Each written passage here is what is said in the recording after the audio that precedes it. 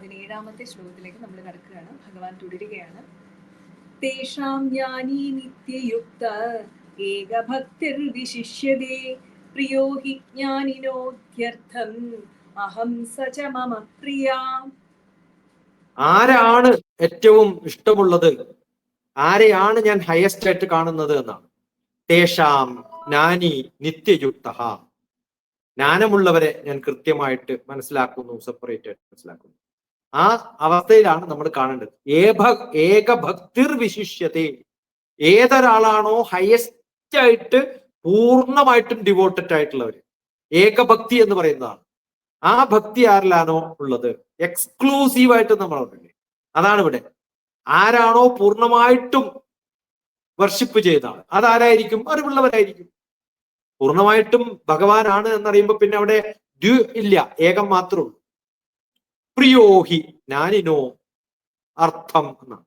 ഏതൊരു അത്യർത്ഥം എന്നാണ്, ഹൈലി, സാധാരണ അർത്ഥം മാത്രമല്ല, അത്യർത്ഥം എന്നാണ്. ഏറ്റവും ഹയസ്റ്റ് ആയിട്ട് ജ്ഞാനീനോ, ഏതൊരാളാണോ ഈ അറിവ് വെച്ച് കൊണ്ടുപോകുന്നത്, പ്രിയോഹി, അവരെയാണ് എനിക്കിഷ്ടം.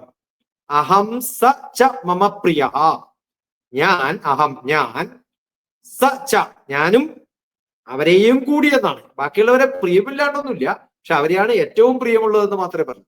മമ പ്രിയ, എന്റെ ഏറ്റവും അടുത്ത ആള് ഈ കൂട്ടത്തിൽപ്പെട്ടിട്ടുള്ളവരാണ്. ഏറ്റവും ഹയസ്റ്റ് ആയിട്ട്, ഏറ്റവും ഡിയറസ്റ്റ് ആയിട്ടുള്ള ആൾക്കാര് ഒരു ഏകഭക്തി എന്ന് പറഞ്ഞാൽ മനസ്സുറച്ച ഭക്തി എന്നാണ്.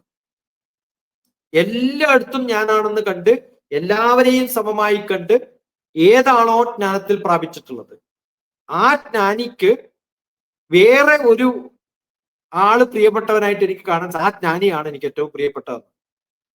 അത് കൃത്യമായിട്ടും ഭഗവാൻ പറഞ്ഞു വെക്കുകയാണ്. ജ്ഞാനികളാണ് എല്ലാവരെയും സമമായി കാണുന്നവരാണ്. ഞാൻ ഇവരെയൊക്കെ എങ്ങനെയാ കാണുന്നത്, അതുപോലെ നിങ്ങൾക്കും കാണാൻ പറ്റുമോ? ഇതിന്റെയൊക്കെ കാരണം ഞാനാണെന്ന് പറയുമോ? ബാക്കിയുള്ളവരെ കുറ്റം പറയാണ്ട് ഇതിനൊക്കെ കാരണം ഞാനാണെന്ന് കേട്ടാം.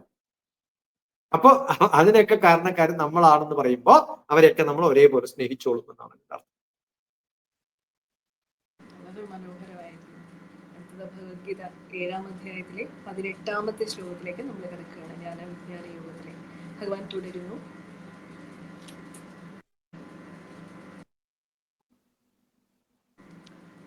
ഉദാരാ സർവ ഐവേദേ ജ്ഞാനീ ത്വാത്മൈവ മേ മദം ആസ്ഥിതഃ സഹി യുക്താത്മാ മാമേവാനുത്തമാം ഗതിം. ഏതൊരാളാണോ ഈ തരത്തിലൊക്കെ ചിന്തിച്ചിട്ട് മുന്നോട്ട് പോകുന്നത്, അവരുടെ ഗതി എന്താണ്? സുപ്രീം ആയിട്ടുള്ള മാമേവാൻ ഉത്തമാം ഗതി എന്നാണ്. അവസാനം എൻ്റെ അടുത്തേക്ക് എത്താനുള്ള ഞാനാണ് ഗോള്. ആ ഗോളിലേക്ക് അവരെത്താൻ സാധിക്കുമെന്നുള്ളതാണ് ഭഗവാൻ പറയുന്നത്. ഉദാര സർവ ഏവൈതേ, വളരെ നോബിൾ ആയിട്ടുള്ള, ഏറ്റവും സുപ്രീം ആയിട്ടുള്ള, എല്ലാത്തിലും, ഏത് തരത്തിലാണോ ഇവരിൽ എല്ലാത്തിലും സുപ്രീമായിട്ട്, നോബിളായിട്ട്, വൈസായിട്ട് കാണാൻ സാധിക്കുന്ന ജ്ഞാനി ത്വാ ആത്മൈവ മേ മതം, അങ്ങനെ നോളജിനെ കാണാൻ സാധിക്കുന്ന ഓരോരാളും അതിനകത്തൊക്കെ ഞാൻ തന്നെയാണെന്ന്, മേ മതം, എന്റെ ഇഷ്ടം അതാണ്, എന്റെ ഒപ്പീനിയൻ അതാണ്. ഏത് തരത്തിലാണ്? ഇത്തരത്തിലുള്ള ആൾക്കാര് അവർ എൻ്റെ അടുത്ത് എത്തിയിട്ടുള്ളവരാണ്, ജ്ഞാനികളാണ് എന്നാണ് എൻ്റെ അഭിപ്രായം. അതാണ് എനിക്കിഷ്ടം. ആസ്ഥിത സഹി യുക്താത്മാ, ഏത് തരത്തിലാണോ ആസ്ഥിത അവര് നിൽക്കുന്നത്, ഏത് സിറ്റുവേഷനിലാണോ അവരുള്ളത്, അവരെ യുക്ത ആത്മാക്കളായിട്ട് കാണുന്നു. യുക്തമായിട്ടുള്ള ആത്മാക്കളായിട്ടാണ്. ഏറ്റവും നല്ല യുക്താത്മാക്കൾ ആരാണ്? യുക്താത്മാക്കള് ഭഗവാനിലേക്ക് ലയം പ്രാപിച്ചിട്ടുള്ള ആത്മാക്കളായിട്ട് കാണും. അവരുടെ ആത്മാവ് തുറന്നു നോക്കിയാൽ ഭഗവാനെ അതിനകത്ത് കാണും. അവരാണ് യുക്ത ആത്മാക്കൾ. ആ ആത്മാവിനെ മാമേവാനുത്തമാം ഗതിം, അവര് എൻ്റെ ഉള്ളിലേക്ക് എത്തുന്നത് പോലെ ഞാൻ അവരുടെ ഉള്ളിലേക്ക് എത്തുന്നത് പോലെ ഒന്നായി ഭവിക്കുന്നു. ഈ 4 കൂട്ടരും ആദരണീയരാണ്, എല്ലാവരെയും ഒരേപോലെ കാണും. പക്ഷെ എൻ്റെ സ്വരൂപം ആരാണോ അവരുടെ ഉള്ളിൽ വെച്ചിട്ടുള്ളത്, അവര് എന്നെ ആശ്രയിക്കുന്നത് പോലെ, ഞാൻ അവരെ ആശ്രയിക്കുന്നത് പോലെ, ജീവിതത്തിന്റെ പരമമായ ലക്ഷ്യം എന്ന് പറയുന്നത് എന്നിലെത്തുക എന്നുള്ളതാണെങ്കിൽ അവരുടെ ആത്മാവ് തുറന്നു നോക്കിയാൽ അതിനകത്ത് എന്നെ കാണാൻ സാധിക്കും. അപ്പൊ അവർ ചെയ്യുന്ന കർമ്മങ്ങളൊക്കെ ഞാൻ കാരണക്കാരനാവുന്നു. ഭഗവാന്റെ സാന്നിധ്യമുള്ളവരെന്നൊക്കെ നമ്മൾ പറയുന്നത് അല്ലെ. ഭഗവാൻ വിളങ്ങുന്ന വ്യക്തിക്ക് മാത്രമേ ആ ഇത് തോന്നിപ്പിക്കുകയുള്ളൂ അല്ലെ. അത് പറയാൻ കൃത്യസമയത്ത് കൃത്യമായിട്ട് പറയാൻ തോന്നുക, നല്ല വാക്കുകൾ വരിക, അതൊക്കെ വളരെ വ്യക്തമായിട്ട് ഈ ശ്ലോകത്തിൽ ഭഗവാൻ വിവരിച്ചിരിക്കുന്നു. അടുത്തത് ഭഗവത്ഗീത 7-ാം അധ്യായം ജ്ഞാനവിജ്ഞാന യോഗത്തിലെ 19-ാമത്തെ ശ്ലോകത്തിലേക്കാണ് നമ്മൾ കിടക്കുന്നത്. വളരെ പ്രശസ്തമായിട്ടുള്ള ഒരു ശ്ലോകം കൂടിയാണത്. ഭഗവാൻ ഒരു ഗ്യാരണ്ടി തരുന്ന ഒരു ശ്ലോകമാണ്. ഭഗവാൻ തുടരുകയാണ്. ബഹൂനാം ജന്മനാമന്തേ ജ്ഞാനവാൻ മാം പ്രപദ്യതേ വാസുദേവ സർവമിതി സമഹാത്മാ സുദുർലഭ. അത്തരം മഹാത്മാക്കള് വളരെ ദുർലഭമാണ്. ഏത് തരത്തില്? വാസുദേവ സർവമിതി, എല്ലായിടത്തും ഭഗവാനാണെന്നുള്ള തോന്നലോടുകൂടി ആരെങ്കിലും ഒക്കെ ഉണ്ടെങ്കിൽ അത് വളരെ വിരളമാണ്. സ മഹാത്മാ സുദുർലഭ, വളരെ റയറായിട്ട് കിട്ടുന്നവരാണ്. ബഹൂനാം ജന്മനാമന്തേ, പല ജനങ്ങളും പല തരത്തിലും ജീവിക്കുന്നുണ്ട്, ജന്മം നേടുന്നുണ്ട്, മരിക്കുന്നുണ്ട്, പോകുന്നുണ്ട്, എന്തൊക്കെയോ കാട്ടിക്കൂട്ടുന്നുണ്ട്. ഇവിടെ ജന്മനാവാൻ, ഏത് തരത്തിലുള്ള ആൾക്കാരാണോ ഇവിടെ ഈ ലോകത്ത് അറിവ് നേടി ഈ ജ്ഞാനവാൻ ആയിട്ട് കരുതുന്ന ആൾക്കാര്, ജന്മ കിട്ടി എന്നിട്ട് ജ്ഞാനവാനായിട്ട് നമ്മൾ കരുതുകയും ചെയ്യുന്നു. മാം പ്രപദ്യന്തേ, അവരൊക്കെ എൻ്റെ അടുത്തേക്ക് വന്നിട്ട് സറണ്ടർ ചെയ്യും. എവിടത്തേക്ക്? വാസുദേവന്റെ അടുത്തേക്ക്. ആ വാസുദേവ സർവമിതി, വാസുദേവനാണ് സർവം എന്ന് പറയുന്നത്. കുറേ ജനങ്ങൾ പരിശ്രമം കൊണ്ട് മനസ്സൊക്കെ ശുദ്ധമാക്കിയിട്ട് ജ്ഞാനികളായിട്ട് കാണുന്നതൊക്കെ കാട്ടിക്കൂട്ടി വാസുദേവനാണെന്ന് പറഞ്ഞ് പൂർണ്ണമായി സമർപ്പിച്ച് അനുഭവിച്ച് കൂടെ വന്ന് എന്റെ ശരണം പ്രാപിക്കാൻ ഇഷ്ടംപോലെ ആൾക്കാരുണ്ട്. അത്തരം മഹാത്മാക്കള്, പക്ഷെ ഈ ഗുണങ്ങളൊക്കെ ഉള്ളവര്, ടോട്ടലി ഡെഡിക്കേറ്റഡ് ആയിട്ട്, കണ്ടിന്യൂസ്ലി ഡെഡിക്കേറ്റഡ് ആയിട്ട്, ഒരു അപറേഷനും ഇല്ലാതെ കണ്ടിന്യൂസ് ആയിട്ട് പോകുന്നത് സ മഹാത്മാ സുദുർലഭ, വളരെ കുറച്ച് ആൾക്കാർ മാത്രമേ അങ്ങനെയൊക്കെ നമുക്ക് കാണാൻ സാധിക്കുള്ളൂ എന്നാണ്. 19-ാമത്തെ ശ്ലോകം വരെ ശരിക്കും പറഞ്ഞാല് ഓരോരു ഡിവോട്ടിയെയും എങ്ങനെയാണ് പുകഴ്ത്തേണ്ടത്, ഏത് തരത്തിലുള്ള ഗുണങ്ങളുള്ളവരൊക്കെയാണ്, എവിടെയൊക്കെയാണ് നമ്മളുള്ളത് എന്നൊക്കെയാണ് പറയുന്നത്. ഇനി 20 മുതലുള്ള 23 വരെയുള്ളൊക്കെ ഏത് തരത്തിലുള്ള ഭഗവാനെയൊക്കെ നമ്മൾ ശരിക്കും പറഞ്ഞാൽ വർഷിപ്പ് ചെയ്യണം, ആരെയാണ് നമ്മൾ പ്രാർത്ഥിക്കേണ്ടത്, എങ്ങനെയാണ് എന്നുള്ളതിന്റെ ഒരു ഡൈസെക്ഷൻ പോലെയൊക്കെയാണ് കാണുക. അത് കഴിഞ്ഞിട്ടുള്ള കുറെ ശ്ലോകങ്ങൾ പറയുന്നത് ഇതൊക്കെ എങ്ങനെയൊക്കെയാണ് ഒരു മനുഷ്യൻ ഇഗ്നറന്റ് ആവുക, ഗ്ലോറിഫൈഡ് ആവുക, അത് ഏത് തരത്തിലൊക്കെയാണ് ഇതിനകത്തൊരു വിടുതൽ വന്നു കഴിഞ്ഞാൽ, ഒരു അപറേഷൻ വന്ന് റെയിൽ പുറത്തു പോയി കഴിഞ്ഞാൽ എന്തൊക്കെയാണ് അവരുടെ ഗതി, അല്ലെങ്കിൽ അവരാരൊക്കെയാണ് എന്നൊക്കെയുള്ളൊരു ഒരു അനാലിസിസും കൂടി ആവുമ്പോഴത്തേക്കും ഈ ജ്ഞാനവിജ്ഞാന യോഗത്തിൽ. അടുത്തത് ഭഗവത്ഗീത 7-ാം അധ്യായം ജ്ഞാനവിജ്ഞാന യോഗത്തിലെ 20-ാമത്തെ ശ്ലോകത്തിലേക്കാണ് നമ്മൾ കടക്കുന്നത്. ഭഗവാൻ തുടരുകയാണ്. കാമൈസ്തൈസ്തൈർഹൃതജ്ഞാനാ പ്രബധ്യന്തീന ദേവതാ തം തം നിയമമാസ്ഥായ പ്രകൃത്യാ നിയതാ സ്വയാ. സത്വ രജ തമോ ഗുണങ്ങളുടെ ഓരോ വിഭിന്നമായിട്ടുള്ള പ്രകൃതിയുമായിട്ട്, നേച്ചറുമായിട്ട് നമുക്കുണ്ടാവുന്ന, അതിൽ കൺട്രോൾ ചെയ്യാൻ സാധിക്കുന്ന ഏതൊക്കെ തരത്തിലുള്ള പ്രകൃത്യാ നിയതാ സ്വയ, പ്രകൃതി സ്വയമായിട്ടുണ്ടായിട്ടുള്ള കുറെ സംഭവങ്ങളുണ്ട് ഈ ലോകത്ത്. തം തം നിയമാവസ്ഥായ, ഏത് തരത്തിലാണോ ഇതിനെയൊക്കെ ഓരോരാളും അവരവരുടെ രീതിയിലൊക്കെ അവരവരുടെ നിയമങ്ങളും റൂൾസും റെഗുലേഷൻസും ഒക്കെ വെച്ചിട്ട് ആരൊക്കെയാണോ ഇത് ഫോളോ ചെയ്യുന്നത്, കാമൈസ്തൈസ്തർ ഹൃതജ്ഞത്വ ജ്ഞാനാണ്, ഏത് തരത്തിലുള്ളൊരു ഡിവോഷനോടുകൂടി, മെറ്റീരിയലിസ്റ്റിക് ആയിട്ടുള്ള ആഗ്രഹത്തോടുകൂടി, പാഷനോടുകൂടി, അൺസ്റ്റോപ്പബിൾ ഡിസയറോട് കൂടിയൊക്കെ ചില ആൾക്കാരൊക്കെ ആ വഴിക്കൊക്കെ പോകും. അവരെയൊക്കെ ഹൃതജ്ഞ എന്ന് പറഞ്ഞു, ഹൃദയത്തിന്റെ ഉള്ളിൽ നിന്ന് വരുന്ന ഒരു അറിവ് വെച്ചിട്ടാണ് അവർ ഉള്ളിലേക്ക് കൊണ്ടുപോകുന്നത്. കാമമാണ്, ആഗ്രഹങ്ങളാണ് ഹൃദയത്തിൽ നിന്നുള്ള അറിവ്. ബുദ്ധിയിൽ നിന്നുള്ളതിനാണ് ലോജിക്ക് ഉണ്ടാവുക, ആത്മാവിൽ നിന്നുള്ളതാണ് ഭക്തിയിൽ ഉണ്ടാവുക. അപ്പൊ ഈ ഹൃദയത്തിൽ നിന്നുണ്ടാവുന്ന ഹൃതജ്ഞാനാണ് അതിനകത്ത് പറഞ്ഞത്. അപ്പൊ ആ ഹൃദയത്തിൽ നിന്നുള്ള ജ്ഞാനം എന്ന് പറഞ്ഞാൽ ഏതാണോ നമ്മളെ കൊണ്ടു നടക്കുന്നത്, ദുര്യോധനൊക്കെ അതാ ഉണ്ടായിരുന്നു, ഹൃദയത്തിൽ നിന്നുള്ള ജ്ഞാനം കൊണ്ടാണ് പോകുന്നത്, കാമമാണ് അത്. അതുണ്ടാവുന്ന സമയത്ത് എന്തുണ്ടാവും? പ്രപദ്യന്തേ അന്യദേവത, അവര് സറണ്ടർ ചെയ്യും. പക്ഷെ ആരടുത്താണ്? വേറെ ഒരു ആൾക്കാരെയൊക്കെയാണ് അവര് പ്രാപിക്കാൻ ശ്രമിക്കുക. എൻ്റെ അടുത്തൊക്കെ അവർ വരാറില്ല എന്നാണ്. ഈ ഹൃദയത്തിൽ നിന്ന് ആഗ്രഹങ്ങൾ ഉണ്ടായിട്ട് പുറത്തേക്ക് പോകുന്ന ആൾക്കാരൊന്നും എൻ്റെ അടുത്ത് വരാറില്ല. ഇവിടെ ദുര്യോധനൻ അങ്ങനെയാണോ എന്ന് പറയാണ് കൃത്യമായിട്ട്. എൻ്റെ അടുത്ത് വന്നു, പക്ഷെ അയാൾക്ക് ആഗ്രഹം എന്നെ ആയിരുന്നില്ല. അർജുന, നിനക്ക് എന്നെ ആയിരുന്നല്ലോ ഇഷ്ടം, അതുകൊണ്ടാണ് ഞാൻ നിന്റെ കൂടെ ഉള്ളതെന്നാണ്. അത് അവരുടേതായ നേച്ചറിൽ അങ്ങനെയാണ് അവർ പോകുന്നത്. അവരുടെ പ്രകൃതിയിലാണ്. പ്രകൃത്യാ നിയതാ സ്വയാന്നാണ്. സ്വയമായിട്ടുള്ള പ്രകൃതിയിൽ നിന്നാണ് അവർ പോയിട്ടുള്ളത്. അതിന് ഞാൻ കാരണക്കാരനല്ല. അവരും വന്നിട്ടുണ്ട് എൻ്റെ അടുത്ത്, ഞാൻ എൻ്റെ അടുത്ത് വരുന്നതിന് കുഴപ്പമൊന്നുമില്ല. പക്ഷെ അവരുടേതായിട്ടുള്ള ഒരു വഴിയിലൂടെയാണ് അവർ പോയിരിക്കുന്നത്. അതുകൊണ്ടാണ് ഞാൻ അവരുടെ അടുത്ത് പോകാണ്ട് നിന്റെ അടുത്ത് വന്നിട്ടുള്ളതെന്നൊരു അർജുനോടിരുന്ന് സോപ്പടിക്കും. ഇതാണ് കാറ്റഗറൈസേഷൻ. ഡൈസെക്ട് ചെയ്ത് പറയാന്ന് പറഞ്ഞില്ലേ. നമ്മുടെ തന്നെ ഏത് ചിന്തയാണ് ഭഗവാനിൽ നിന്ന് വരുന്നത്, ഏതാണ് നമ്മുടെ ഒന്ന് മനസ്സിലാക്കാൻ കുറച്ച് കഷ്ടപ്പെടേണ്ടി വരും അല്ലേ. ഇവിടെയാണ് സ്വാർത്ഥത ഇല്ലാത്ത ഒരു ചിന്ത വരുന്നത്. അത് മാത്രമായിരിക്കും ഭഗവാന്റേതെന്ന് അങ്ങനെ ചിന്തിക്കാനേ സാധിക്കുകയുള്ളൂ. അതെ. അടുത്തത് ഭഗവത്ഗീത 7-ാം അധ്യായത്തിലെ 21-ാമത്തെ ശ്ലോകം. വിജ്ഞാന യോഗത്തിലെ 21-ാമത്തെ ശ്ലോകത്തിലേക്ക് നമ്മൾ കടക്കുകയാണ്. ഭഗവാൻ തുടരുകയാണ്. യോ യോ യാം യാം തനും ഭക്ത ശ്രദ്ധയാർച്ചിതുമിച്ഛതി തസ്യ തസ്യാചലാം ശ്രദ്ധാം താമേവ വിദധാമ്യഹം. യോ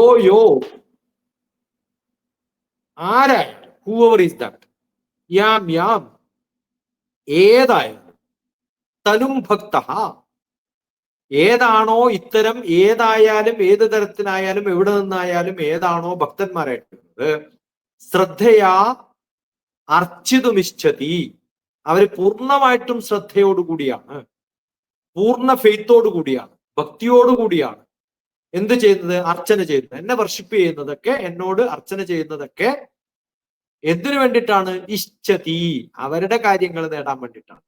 അർച്ചിതുമിച്ഛതി എന്നാണ്. അവരുടെ കാര്യം നേടാൻ വേണ്ടിയിട്ടാണ് അവർ അർച്ചന ചെയ്യുന്നത്. തസ്യ ചലാം ശ്രദ്ധാം, അവർക്ക് അചലം, അവർക്ക് സ്റ്റഡി ആയിട്ടുള്ള, ഫേം ആയിട്ടുള്ള ശ്രദ്ധ അവരിലുണ്ട്. താമേവ വിദധാമ്യഹം, അത് ഏത് തരത്തിലാണ്? എൻ്റെ ഉള്ളിൽ, എൻ്റെ അടുത്തേക്ക് വന്നിട്ട് എൻ്റെ ഡിവോട്ടി ആയിട്ട് അവർ ചെയ്യുന്ന കർമ്മങ്ങളൊക്കെ വളരെ സ്റ്റഡിയും സ്ട്രോങ്ങും ഒക്കെ ആണെന്ന് ഞാൻ കൃത്യമായിട്ട് മനസ്സിലാക്കേണ്ട അർജുന. പക്ഷെ ആ മനസ്സിലാക്കിയിട്ടുള്ളതിന്റെ ഫലം എന്ന് പറയുന്നത് ഭഗവാൻ അടുത്ത ശ്ലോകങ്ങളിലൊക്കെ പറയും. അവർക്ക് ഭക്തിയുണ്ട്, വിശ്വാസമുണ്ട്, ആത്മസ്വരൂപമായിട്ടുള്ള ഒരു വർത്തിക്കുന്ന ഒരു ദൃഢതയൊക്കെ അവരിലൊക്കെ ഉണ്ട്. അവരുടെ ആഗ്രഹങ്ങൾ അനുസരിച്ചിട്ടാണ് അവർ പ്രാർത്ഥിക്കുന്നത് എന്നേ പറയാൻ പറ്റൂ. നമ്മൾ എല്ലാവർക്കും ഒരു പേഴ്സണൽ ഫാക്ടർ ഉണ്ടെന്നുള്ളതാണ് അല്ലേ ഭഗവാൻ. അതെ, അതൊക്കെ ഭഗവാൻ അറിയണ്ട്. നിങ്ങൾ എന്തിനാ വരുന്നത്? ഭഗവത്ഗീത 7-ാം അധ്യായം വിജ്ഞാന യോഗത്തിലെ 22-ാമത്തെ ശ്ലോകമാണ്. ഭഗവാൻ തുടരുകയാണ്. സതയാ ശ്രദ്ധയാ യുക്ത തതസ്യാരാധനമീഹതേ ലഭതേ ച തദഃ കാമാൻ മയൈവ വിഹിതാൻ ഹിതാൻ. സതയാ, അയാൾ ആര്? അങ്ങനെ വന്നിട്ടുള്ള ആൾക്കാര്. തയാ, ആ തരത്തിൽ നോക്കുന്ന ആൾക്കാര്. ശ്രദ്ധയാ, പൂർണ്ണമായ ശ്രദ്ധയോടുകൂടി. യുക്തസ്, എൻ്റെ അടുത്തേക്ക് വന്നിട്ട് യുക്തമായിട്ടുള്ള ഓരോ കാര്യങ്ങളും. യുക്ത, പൂർണ്ണ എൻഡോമെന്റോട് കൂടിയാണ് അവർ, എൻഡോവ്ഡ് ആയിട്ടാണ്. തസ്യാരാധ, ഏത് തരത്തില്? നമീ അതേ ഈഹത്തെ, ഏത് തരത്തിലാണ് അവർ എൻഗേജ് ചെയ്യപ്പെടുന്നത്? പൂർണ്ണമായിട്ടുള്ള ആരാധനയോടുകൂടി എൻ്റെ അടുത്ത് അവർ പൂർണ്ണമായിട്ടും എൻഗേജ് ചെയ്യപ്പെടും. എന്നിട്ടോ ലഭതേജ തഥ കാമാൻ, അവരവരുടെ ഡിസയർ എങ്ങനെയെങ്കിലൊക്കെ നേടിയെടുക്കണം എന്ന് വിചാരിച്ചിട്ടാണ് അവർ വരുന്നത്. മൈവ എന്താണ് ചെയ്യുന്നത്? മയ ഏവ, അത് എന്നെ മാത്രം നോക്കിയിട്ടല്ല. വിഹിതാൻ ഹിതാൻ, ഏതാണോ കൊടുക്കേണ്ടത്, ഏതാണ് കൊടുക്കാണ്ടിരിക്കേണ്ടത് എന്നൊക്കെ കൃത്യമായിട്ട്, ഒരു ബുദ്ധിമുട്ടാണ് ഇതൊക്കെ കൃത്യമായിട്ട് മനസ്സിലാക്കിയിട്ട് ഇതിന്റെ ബെനിഫിറ്റ് എന്താണ്, എന്തിനാണ് ഇത് നേടുന്നത് എന്ന് കൃത്യമായിട്ട് അവർക്ക് ഒരു റിയാലിറ്റിയിൽ മനസ്സിലാക്കാൻ അവർക്കൊന്നും സാധിക്കുന്നില്ല. ഹിതമേതാണ്, അവിഹിതമേണ ഏതാണ്, വിഹിതമേതാണ്, ഹിതവാൻ ആരാണ്, ഇത് കിട്ടാൻ യോഗ്യതയുള്ളവരാണോ? അവര് കുറെ വന്നിട്ട് ഇങ്ങനെയൊക്കെ പ്രാർത്ഥിച്ചിട്ട് പോകും.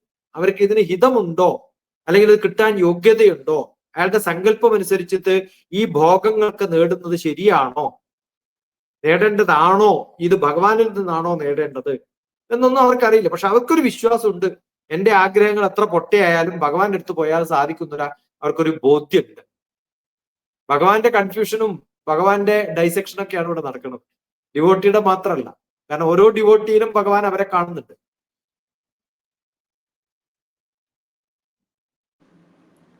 എല്ലാം അറിയുന്നുണ്ടെന്നാണ് അല്ലേ? എല്ലാം നമ്മൾ എന്തിനാ ചലിക്കുന്നതിന് മുമ്പേ വരുന്നത്, ആരാ വരുന്നത് ഒക്കെ കൃത്യമായിട്ട് അറിയാം അങ്ങനെ. ഭഗവത്ഗീത 7-ാം അധ്യായം ജ്ഞാനവിജ്ഞാന യോഗത്തിലെ 23-ാമത്തെ ശ്ലോകത്തിലേക്ക് നമ്മൾ കടക്കുകയാണ്. ഭഗവാൻ തുടരുകയാണ്. അന്തവത്തു ഫലം തേഷാം തദ്ഭവത്യൽപമേധസാം ദേവാൻ ദേവയജോ യാന്തി മദ്ഭക്താ യാന്തി മാമപി. മദ്ഭക്ത യാന്തി മാമപി എന്ന്, എന്റെ ഭക്തന്മാര് എന്ത് ചെയ്യുന്നു? യാന്തി, പോകുന്നു. എവിടത്തേക്ക് പോകുന്നു? എന്റെ അടുത്തേക്കാ പോകുന്നത്. ഇത് ഞാൻ വേറെയും എന്റെ ഭക്തന്മാര് പോകുന്ന ഭഗവാൻ എന്ന് പറയുന്നത് വേറെയും എന്നുള്ള അവസ്ഥയിലൊക്കെയാണ് ഭഗവാൻ ഇപ്പൊ പറയുന്നത്. കാരണം കുറച്ചൊരു ഡിറ്റാച്ച്മെന്റ്, ഇതൊന്നും എന്റേതല്ല, പക്ഷെ ഞാൻ ആ ഗവൺമെന്റിന്റെ ഭാഗത്താണ്. ചില മന്ത്രിമാര് പറയല്ലോ, അവരൊക്കെ പോകുന്നുണ്ട് ഗവൺമെന്റിന്റെ അടുത്ത്, ഞാനല്ല എന്നുള്ള അർത്ഥം പോലെയാണ് അവർ പറയുക. അവര് ആ ഏത് തരത്തിലാണ് പോകുന്നത്? ചെറിയ കാര്യങ്ങളൊക്കെ മനസ്സിലാക്കിയിട്ട് അതാണ് അവർക്ക് വേണ്ടത് എന്നുള്ള തരത്തിലൊക്കെയാണ് പോകുന്നത്. വളരെ വളരെ പെട്ടെന്ന് നശിച്ചു പോകുന്ന പെരിഷബിൾ ആയിട്ടുള്ള കാര്യങ്ങൾക്കാണ് പോകുന്നത്. അന്തവത്തു ഫലം തേഷാം എന്നാണ്. ചെറിയ കാര്യങ്ങൾക്കുള്ള ഒരു ഗുണം കിട്ടാൻ വേണ്ടിയിട്ടൊക്കെയാണ് അവർ വരുന്നത്. തത് ഭവത്യൽപമേധസാം എന്നാണ്. അവർക്ക് കൃത്യമായിട്ട് കാര്യങ്ങളൊന്നും അറിയില്ല, ചെറിയ അറിവ് മാത്രവും. പക്ഷെ ആ അറിവ് വെച്ചിട്ട് ചെറിയ കാര്യങ്ങൾക്ക് വേണ്ടിയിട്ടാണ് അവർ വരുന്നത്. അവരുടെ സെൽഫിഷ്നെസ്സിന് വേണ്ടിയിട്ട് വരുന്നവരാണ്. പക്ഷെ അത് കുറ്റാന്നൊന്നും ഭഗവാൻ പറയുന്നില്ല. അങ്ങനെ വരുന്നവരൊക്കെ ഉണ്ട്, അവരൊക്കെ ഭക്തന്മാരൊക്കെയാണ്. അത് പൂർണ്ണമായിട്ടും ഡിവോട്ടറ്റുമാണ്. ദേവാൻ ദേവജയോ യാന്തി. അത് പല ഭഗവാന്മാരുടെ അടുത്തും പോയിട്ട് പലതരത്തിലും പ്രാർത്ഥിച്ചിട്ടുള്ളവരുണ്ട്. കാരണം എനിക്ക് കുറെ ഡിപ്പാർട്ട്മെന്റ് ഉണ്ടല്ലോ, ആ ഡിപ്പാർട്ട്മെന്റിലൊക്കെ അവർ പോകുന്നുണ്ട്. മദ്ഭക്ത യാന്തി മാമപി, അവരൊക്കെ ഡിവോട്ടീസുമാണ്. പക്ഷെ എന്റെ അടുത്തല്ല. അങ്ങനെ കുറെ ഭഗവാന്മാരുണ്ടല്ലോ, അവരടുത്തൊക്കെ ഇങ്ങനെ അവർ നടക്കുന്നുണ്ടല്ലോ ആ സ്ഥലത്തേക്കും. ആ ഡിവോട്ടീസ് ഒക്കെ ഉണ്ട്. പക്ഷെ അതിൽ ചെറിയ ആൾക്കാരൊക്കെ എന്റെ അടുത്തും വരാറുണ്ട് ഇത്തരം ആവശ്യങ്ങളൊക്കെ ആയിട്ടെന്നാണ്. ഇത് ഒരുപാട് സംശയങ്ങൾ വരും കേട്ടോ. ഇത് ചിലരുടെ അടുത്ത് പോകുമ്പോ എന്താണ് വ്യത്യാസം, ഭഗവാന്റെ അടുത്ത് പോകണമെങ്കിൽ എന്താണ് വ്യത്യാസം, ഒക്കെ നമുക്ക് തീരാറാവുമ്പം ഒന്നുകൂടെ വിശദീകരിക്കേണ്ടി വരുമെന്ന്. അടുത്തത് ഭഗവത്ഗീത 7-ാം അധ്യായം ജ്ഞാനവിജ്ഞാന യോഗത്തിലെ 24-ാമത്തെ ശ്ലോകം. ഭഗവാൻ തുടരുകയാണ്. അവ്യക്തം വ്യക്തിമാപന്നം മന്യന്തേ മാമബുദ്ധയഃ പരം ഭാവമജാനന്തോ മമാവ്യയമനുത്തമം. അവ്യക്തം ഫോംലെസ് ആണ് ഞാൻ. എനിക്കൊരു കൃത്യമായിട്ടുള്ള വ്യക്തമായിട്ടുള്ള ഫോം ഒന്നുമില്ല. വ്യക്തിമാപനം ചില ആൾക്കൊക്കെ എങ്ങനെയാണ്, അവരുണ്ടാക്കിയിട്ട് അവരുടെ മാപനത്തിൽ അവരുടെ അളവുകോല് വെച്ചിട്ട് അവരുണ്ടാക്കിയെടുത്തിട്ടുള്ള ഒരു ഫോമും എനിക്കുണ്ട്. ഇതൊക്കെ ഭഗവാൻ അറിയാം. നമ്മൾ കല്ലിലുണ്ടാക്കി, മണ്ണിലുണ്ടാക്കി, പിന്നെ ഇതുണ്ടാക്കി, വ്യത്യസ്തമായിട്ടുള്ള മെറ്റൽ ഉണ്ടാക്കി, ഇതൊക്കെ ഭഗവാൻ പണ്ടേ അറിയുന്ന സംഭവമാണ്. അവര് പേഴ്സണലി എങ്ങനെയാണോ, വ്യക്തിമാപനം എന്നാണ്, അവരുടെ അളവുകോലിൽ എങ്ങനെയാണോ അവരെന്നെ സൃഷ്ടിച്ചിട്ടുള്ളത് ആ അവസ്ഥയിലും ഞാനുണ്ട്, ഫോംലെസ് ആയിട്ടും ഞാനുണ്ട്. മന്യന്തേ മാമ ബുദ്ധയ, ഓരോരാളുടെയും ബുദ്ധിയിൽ എങ്ങനെയാണോ വന്നത്, അവർ ഏത് ബുദ്ധി ഉപയോഗിച്ചിട്ടാണോ അത് എന്നെ സൃഷ്ടിച്ചത്, പരം ഭാവ ജനാനന്ദോ, ഏത് സുപ്രീം ആയിട്ടുള്ള ഒരു നേച്ചർ ഭാവത്തിൽ, ഏത് ഭാവത്തിലാണോ എന്നെ മനസ്സിലാക്കാതെ അവര് ഒരു രൂപമൊക്കെ ഉണ്ടാക്കിയിട്ടുള്ളത്, അത് ഏതുപോലെയാണ്? മാമാ വ്യയ മനുത്തമം. ഇതൊക്കെ എൻ്റെ താൽക്കാലികമായിട്ടുള്ള കുറെ ഭാവങ്ങളിൽ, രൂപങ്ങളില് ഏറ്റവും ബെസ്റ്റ് ആയിട്ട് അവർക്ക് ഉണ്ടാക്കാവുന്നതിൽ പെർഫെക്റ്റ് ആയിട്ട് അവരുണ്ടാക്കിയിരിക്കണം. അത് പക്ഷെ ഞാനാണെന്ന് അദ്ദേഹം പറയുന്നില്ല. ഒരു കുറച്ച് ബുദ്ധിയുള്ള ആൾക്കാര് അവരുടെ പെർഫെക്ഷനിൽ അവരുണ്ടാക്കിയിട്ടുണ്ടെന്നാണ്. അത് പെർഫെക്ഷൻ ആണെന്നല്ല ഭഗവാൻ, അവരുടെ പെർഫെക്ഷനിലാണ് അവരുണ്ടാക്കിയിരിക്കുന്നതെന്നാണ്. അപ്പൊ അതിലൊരു ചെറിയൊരു അർത്ഥത്തിൽ പറയുന്നുണ്ട്, ഞാനല്ല ശരിക്ക്, പക്ഷെ അവരങ്ങനെയൊക്കെയാണ് എന്നെ കാണുന്നത്. വളരെ മനോഹരമായിട്ടുള്ള ഒരു വിവരണം. അടുത്തത് ഭഗവത്ഗീത 7-ാം അധ്യായം ജ്ഞാനവിജ്ഞാന യോഗത്തിലെ 25-ാമത്തെ ശ്ലോകത്തിലേക്ക് നമ്മൾ കിടക്കുകയാണ്. ഭഗവാൻ തുടരുകയാണ്. നാഹം പ്രകാശ സർവസ്യ യോഗമായാ സമാവൃത മൂഢോയം നാഭിജാനാതി ലോകോ മാമജമവ്യയം. ഈ ലോകത്തില് പിറന്നിട്ടുള്ളവര് അല്ലെങ്കിൽ പിറക്കാൻ പോകുന്നവര്, ഉണ്ടായിട്ടുള്ളവര്, മൂഢന്മാര്, എല്ലാം അറിയുന്ന ആൾക്കാര്, യോഗം പൂർണ്ണമായിട്ടും ആവൃതമായിട്ടുള്ളവര്, അതിന്റെ കർട്ടനൊക്കെ നീക്കിയിട്ടുള്ളവര്, ഭഗവാനെ പൂർണ്ണമായിട്ടും കണ്ടിട്ടുള്ളവര്, പ്രകാശം പൂർണ്ണമായിട്ടും സർവമായിട്ട് മനസ്സിലാക്കുന്നവര്, അതില് ബുദ്ധികളായിട്ടുള്ളവരും നോൺ ഇന്റലിജൻസ് ഇല്ലാത്തവരും ഏറ്റവും നല്ല ക്രിയേറ്റീവായിട്ട് പൊട്ടൻഷ്യൽ ആയിട്ടുള്ള യോഗസിദ്ധി നേടിയിട്ടുള്ളവരും എല്ലാ കാറ്റഗറിയാണ് ഭഗവാൻ ഇവിടെ കാണുന്നത്.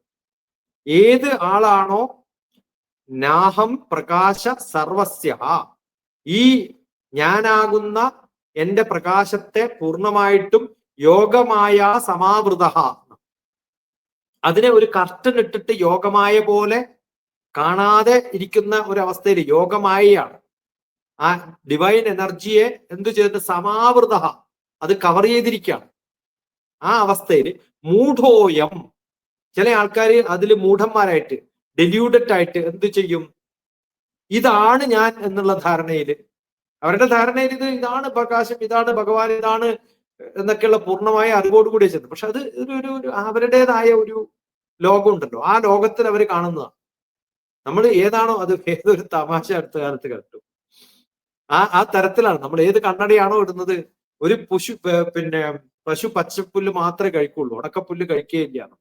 അവസാനം അതിനൊരു പച്ച കണ്ണട വെച്ച് കൊടുത്തപ്പോഴേക്കും നല്ലോണം ഭക്ഷണം കഴിക്കാൻ തുടങ്ങിയെന്ന് പറയുന്നത്. ഇതെന്താണെന്ന് കൃത്യമായിട്ട് അറിയില്ല. നമ്മുടെ കണ്ണ് ഏതാണോ അത് കാണിച്ചു കൊടുക്കുന്നതാണ് അവർക്ക് നിറം. അതുപോലെയാണ് ലോകവും, ഈ ലോകത്തിലെ എല്ലാ സംഭവങ്ങളെയും ആ തരത്തിലാണ് അവര് നോക്കിക്കാണുന്നതും പെരുമാറുന്നതും ഒക്കെ അങ്ങനെയാണ്. അതുകൊണ്ട് അവര് ഡെല്യൂഡഡ് ആണ്, മറഞ്ഞു നിൽക്കുകയാണ്, അവ്യയനാണ്. പരമേശ്വരനായിരിക്കുന്ന ഒരു ഭഗവാൻ, ഈശ്വരന്റെ ഏറ്റവും മൂല്യമായിട്ടുള്ള ഭാവത്തിലേക്ക് അതിനെ ഭവിക്കാനോ കാണാനോ ഒന്നും കാണാൻ സാധിക്കാത്ത മായയിൽ അകപ്പെട്ടിട്ടുള്ള ജനങ്ങളാണ് ഇവരൊക്കെ എന്നാണ്. നമ്മുടെയൊക്കെ ഒരു അവസ്ഥ ഓർമ്മ വരികയാണ് ഈ ഒരു ശ്ലോകം കേട്ടപ്പോ. അടുത്ത ഭഗവത്ഗീത 7-ാം അധ്യായം ജ്ഞാനവിജ്ഞാന യോഗത്തിലെ 26-ാമത്തെ ശ്ലോകം ഭഗവാൻ തുടരുകയാണ്. വേദാഹം സമതീതാനി വർത്തമാനാനി ചാർജുന ഭവിഷ്യാണി ച ഭൂതാനി മാം തു വേദന കശ്ചന.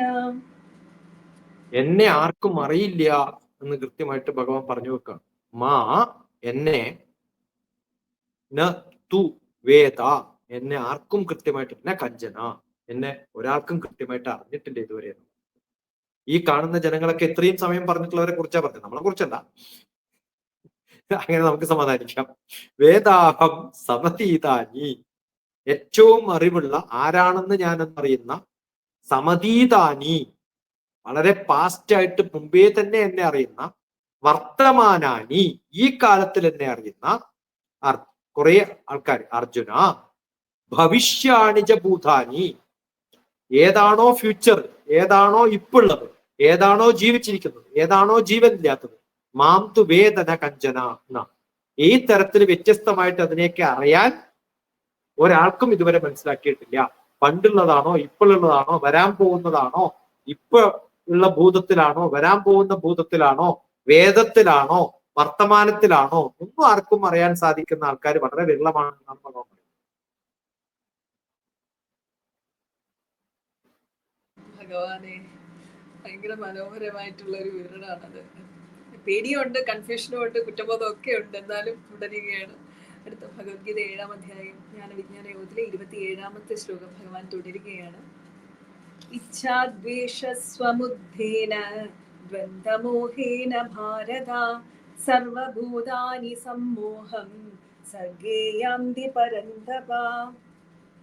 ഇച്ഛ ആഗ്രഹങ്ങള്, ദ്വേഷം വേണ്ടാന്ന് വെക്കുന്ന, എനിക്കത് വേണ്ട എനിക്കത് വേണ്ട എന്ന് പറയുന്ന ദ്വേഷം, അത് രണ്ടും ഏതിൽ നിന്നാണോ ഉത്ഭവിക്കുന്നത്, ഒരേ സ്ഥലത്ത് നിന്നാണ്.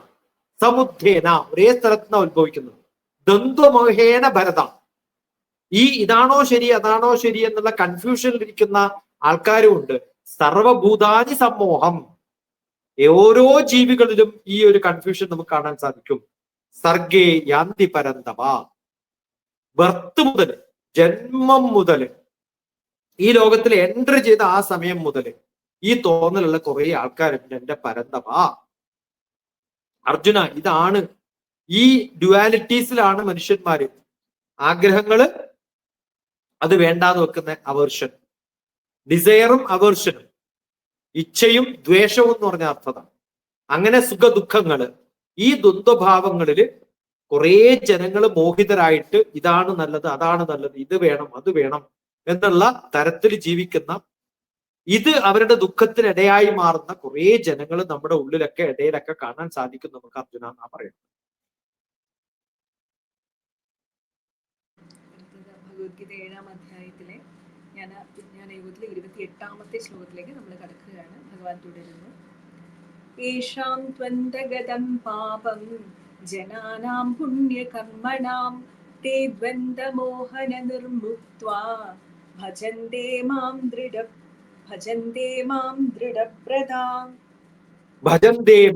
ദൃഢവ്രത, എന്നിൽ ഫേം ആയിട്ട് ഉറച്ചു നിന്നിട്ട് ഫുൾ ഡിറ്റർമിനേഷനോട് കൂടി ഭജന്തേ, വർഷിപ്പ് ചെയ്യണം. എന്തില്ലാതെ? ദ്വന്ദ്വമോഹം, ഇതാണോ ശരി അതാണോ ശരി, അതിൽ നിന്ന് നിർമുക്തനായിട്ട്, ഫ്രീ ആയിട്ട് ഏതൊരാളാണ് ആ ആൾക്കാര്, ഏതൊരാൾക്കാര് യേഷാം ദ്വന്ദ്വഗതം പാപം, ഇങ്ങനെ രണ്ടായിട്ട് ചിന്തിക്കുന്നത് അവരെ തന്നെ ഡിസ്ട്രോയ് ചെയ്യാനുള്ള ദ്വന്ദ്വഗതം പാപം എന്നാണ്. ദ്വന്ദ്വഗതം പാപം, അവരെ പെട്ടെന്ന് തന്നെ ഇല്ലാണ്ടാക്കും. ദ്വന്ദ്വഗതം പാപം, പെട്ടെന്ന് തന്നെ അനാഥമായിട്ട് അജ്ഞാതമായിട്ട് ഈ ലോകത്ത് കാണപ്പെടാതെ പോയിട്ട് അവര് വാനിഷ് ആയിട്ട് പോകും. ജനാനാം പുണ്യകർമാണാം, ഏത് വ്യക്തിയാണോ ജനാനാം, ഓരോ വ്യക്തികളും ഓരോ ജനങ്ങൾക്ക് വേണ്ടിയിട്ട്, അവരുടെ നന്മയ്ക്ക് വേണ്ടിയിട്ട്, എന്റെ നന്മയ്ക്കും സെൽഫിഷ് ആയിട്ടല്ല, ഏതൊരാളുടെ പുറമെയുള്ള ജനങ്ങളുടെയൊക്കെ ജനാനാം, ജനങ്ങളുടെ പുണ്യത്തിന് വേണ്ടിയിട്ട്, അവരുടെ നന്മയ്ക്ക് വേണ്ടിയിട്ട്, കർമാണാം, ഏതാണോ അത്തരത്തിൽ ചെയ്യുന്ന ആൾക്കാര്. ഇങ്ങനെ പയസ്സായിട്ടുള്ള ആൾക്കാരും തീരെ സെൽഫിഷ് ആയിട്ടുള്ള ആൾക്കാരെയും നമുക്ക് ചുറ്റും കാണാം. ഇങ്ങനെ പേഴ്സൺസ് ആർ ദർ, ഇങ്ങനെയുള്ള ആൾക്കാർ നമ്മുടെ ചുറ്റുമുണ്ട്. കർമ്മങ്ങളിൽ പൂർണ്ണമായിട്ടും ഈശ്വരന് എല്ലാം സമർപ്പിച്ചുകൊണ്ട് പൂർണ്ണമായ ചിത്തശുദ്ധിയോടുകൂടി മനസ്സ് നന്നാക്കിയിട്ടിട്ട് ഒരാൾക്കും രാഗദ്വേഷവും ഒന്നുമില്ലാതെ അതിൽ നിന്നൊക്കെ മോചനം നേടിയിട്ട് ബാക്കിയുള്ളവർക്ക് വേണ്ടിയിട്ട് പൂർണ്ണമായിട്ടും സമർപ്പിക്കുന്നവരും ഉണ്ട്. നേരത്തെ പറഞ്ഞ കുറെ നെഗറ്റീവ് ആയിട്ടുള്ള ആൾക്കാരുണ്ട്, ഈ കൂട്ടത്തിലുള്ള ആൾക്കാരുണ്ട്, മായയിലുള്ളവരുണ്ട്. ഇതാണ് ഞാൻ, ഈ സമർപ്പണമാണ് ഞാൻ ആഗ്രഹിക്കുന്നത് എന്ന് മനസ്സിലാക്കുന്ന നല്ല ഭക്തജനങ്ങളും വയസ്സായിട്ടുള്ളവരും നമുക്ക് ചുറ്റുമുണ്ട് എന്നാണ് പറയുന്നത്. ഭഗവത്ഗീത 7-ാം അധ്യായം ജ്ഞാനവിജ്ഞാന യോഗത്തിലെ 29-ാമത്തെ ശ്ലോകത്തിലേക്ക് നമ്മൾ കടക്കുകയാണ്. ഭഗവാൻ തുടരുകയാണ്. ജരാമരണമോക്ഷായ മാമാശ്രിത്യ യതന്തിയേ തേ ബ്രഹ്മ തദ്വിദ് കൃഷ്ണ മധ്യാത്മം കർമ്മ ചാഖിലം. അധ്യാത്മം കർമ്മ ചാഖിലം, അധ്യാത്മമായിട്ടുള്ളത്. ഏതാ അധ്യാത്മമായിട്ടുള്ളത്? എന്റെ ഉള്ളിലെ ഞാൻ എന്ന ആ ഒരു അറിവ് കർമ്മചാഖിലം, പൂർണ്ണമായിട്ടും കർമ്മ നിബന്ധിതമാണ് എന്ന് മനസ്സിലാക്കുന്ന ഞാൻ എന്നാണ് പറയുന്നത്. ഏതു തരത്തിലൊക്കെ? ജര, വാർദ്ധക്യമെത്തിയിട്ട് മരണം, മരിച്ചു കഴിഞ്ഞിട്ട് മോക്ഷം. ജര, ഓൾഡ് ഏജ് ഉണ്ടാവും, മരണമുണ്ടാവും, ഡെത്ത് ഉണ്ടാവും, അത് കഴിഞ്ഞ് ലിബറേഷൻ ഉണ്ടാവും, മോക്ഷം ഉണ്ടാവും. മാമാശ്രിത്യ യയന്തി യേ, ആരാണോ എന്നെ ആശ്രയിക്കുന്നത്, എൻ്റെ അടുത്ത് ഷെൽട്ടർ ചെയ്യാൻ വരുന്ന ആൾക്കാര്, യന്തിയേ, അവരിതിനൊക്കെ യോഗ്യന്മാരായിട്ട് മാറും. തേ ബ്രഹ്മ തദ്വിദു, ഏത് തരത്തിലുള്ള ആൾക്കാര്? ആരാണോ ബ്രഹ്മത്തെ പൂർണ്ണമായിട്ട് അറിയുന്നത്, തദ്വിദു, ആ തരത്തിലുള്ള ആൾക്കാര്. അവരുടെ ധാരണ എന്താണ്? ഇതിനൊക്കെ കാരണക്കാരൻ കൃഷ്ണ, കൃഷ്ണനാകുന്നു, എവരിത്തിങ് ഈസ് കൃഷ്ണ എന്ന് തോന്നുന്ന ആൾക്കാര്. അതാണ് എവരിത്തിങ്, ഇതാണ് ഞാൻ, ഇതാണ് നേച്ചർ, ഇതാണ് നമ്മുടെ ഭാവം, ഇതാണ് പ്രകൃതി. ആദ്യം പറഞ്ഞു തുടങ്ങിയതിലേക്ക് മടങ്ങണം. ഇപ്പം അധ്യായം തീരാറായി. അപ്പൊ ആ ബോധത്തോടുകൂടി ഞാനാണ് ഇതൊക്കെ എന്നറിയുന്ന ഒരാൾക്ക് അധ്യാത്മം കർമ്മജാഖിലം. അദ്ദേഹത്തിന്റെ എല്ലാ ഇൻഡിവിജ്വലിസ്റ്റിക് ആയിട്ടുള്ള ആക്ടിവിറ്റിയും പൂർണ്ണമായിട്ടും കർമ്മത്തിൽ മുഖരിതമായിരിക്കുന്ന ഒരു അവസ്ഥയില് കർമ്മത്തെ മാത്രം ആശ്രയിച്ചുകൊണ്ട് സമ്പൂർണമായിട്ടും ബ്രഹ്മത്തെ ആശ്രയിച്ചുകൊണ്ട് ബ്രഹ്മാർപ്പണ ബോധത്തോടു കൂടി ചെയ്യുന്ന കർമ്മങ്ങളൊക്കെ ആയിട്ട് അവര് വാർദ്ധക്യത്തിലെത്തിയാലും മരണത്തിലെത്തുമ്പോഴത്തേക്കും മോക്ഷത്തിന് അർഹരായിട്ടുള്ള അവസ്ഥയിലേക്ക് ആ സ്റ്റേജിലേക്ക് അവരെത്തിക്കൊള്ളുന്നതാണ്.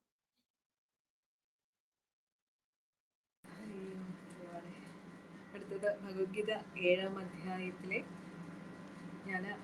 വിജ്ഞാന യോഗത്തിലെ 30-ാമത്തെ ശ്ലോകവും അവസാനത്തേതുമായിട്ടുള്ള ശ്ലോകമാണ്. ഈ ശ്ലോകത്തോടു കൂടി ഈ അധ്യായം 7-ാം അധ്യായം സമാപിക്കുകയാണ്. ഭഗവാൻ തുടരുകയാണ്. സാധിഭൂതാദിദേവം മാം സാധിയജ്ഞം ച യേ വിദു പ്രയാണകാലേപി ച മാം തേ വിദുർയുക്തചേതസഃ. പ്രയാണകാലേ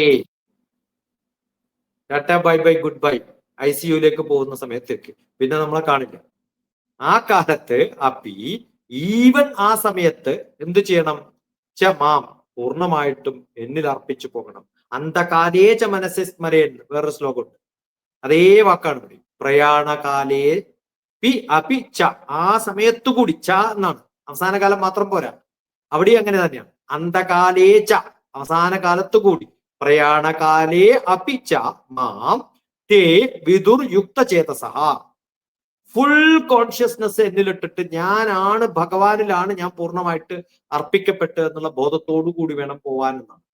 സാധിഭൂതാദി ദൈവം മാം, എല്ലാ നടക്കുന്ന കാര്യങ്ങളുടെയും സാധിഭൂതം, ഏത് ഭൂതത്തിന്റെയും അതിഭൂതത്തിന്റെയും സാധി ഭൂതാദി ദൈവം, അതിനൊക്കെ അതിദൈവമായിട്ടുള്ളത്, അതിനൊക്കെ കാരണക്കാരനായിട്ടുള്ള ഭഗവാൻ എന്ന് പറയുന്ന ഒരാളുണ്ടെങ്കിൽ, ആ ഒരു പവർ ഉണ്ടെങ്കിൽ ആ പവർ മാം ഞാനാണ്. സാധിയജ്ഞം ച യേ വിദുഹു എന്നാണ്. ഏത് കാര്യമാണോ ഈ കാര്യങ്ങളൊക്കെ നടത്തുന്ന ഒരു എനർജി പ്രിൻസിപ്പിൾ ലോ, ഏതെങ്കിലും ഒരു റൂൾസ് റെഗുലേഷൻസ് ഉണ്ടെങ്കിൽ അത് അതിഭൂതമാവാം, ആദിദൈവമാവാം, ആദിയജ്ഞമാവാം, ഏത് ഭാവങ്ങളിലൊക്കെയാണോ ഇതുള്ളത്. സാധിഭൂതാദി ദൈവം മാം സാധിയജ്ഞം ച യേ വിദുഹു.